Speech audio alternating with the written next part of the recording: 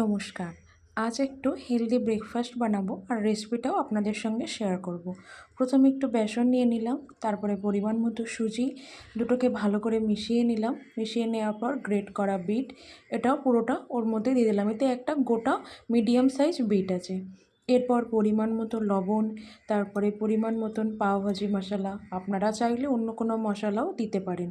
তারপরে লঙ্কা গুঁড়ো, কালো জিরে, নুন সব দিয়ে ভালো করে জল দিয়ে মিশিয়ে নিতে হবে। খুব টাইট হবে না, আবার একদম পাতলা জলের মতনও হবে না। মোটামুটি চিলা যেরকম হয় ব্যাটারটা সেরকমই হবে। 10-15 মিনিট সেট হতে জন্য রেখে দিয়েছিলাম। এখন আরেকটু জল মিশিয়ে একটু পাতলা বানিয়ে নিলাম, একদম পাতলা নয় কিন্তু। এরপরে তাওয়াতে দেশি ঘি দিয়ে ব্যাটারটার অর্ধেকটা দিয়ে দেবো। যে ব্যাটারটা বানিয়েছি ওটা দিয়ে মোটামুটি দুটো চিলা হয়ে যাবে, এবং চিলাগুলো এক একজনের একটা খেলেই পেট ভরে যাবে, তাই দুটো হয়ে যাবে দুজনকার। এটাকে ভালো করে এপিট ওপিট উল্টিয়ে চাপা দিয়ে ভেজে নিতে হবে।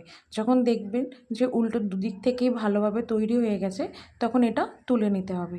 তুলে নিয়ে বাকি যে ব্যাটারটা রয়েছে সেটাকে ওই একই পদ্ধতিতে বানিয়ে নিতে হবে। এর সঙ্গে টক দই বা ধনেপাতার আচার খেতে ভীষণ ভালো লাগে, কিন্তু আমার কাছে দুটোর কোনোটাই ছিল না। তাই টক ঝাল মিষ্টি আমের আচার ছিল, সেই টক ঝাল মিষ্টি আমের আচার দিয়েই আমি এই বিট বেসনের চিলাটা খেলাম। নমস্কার।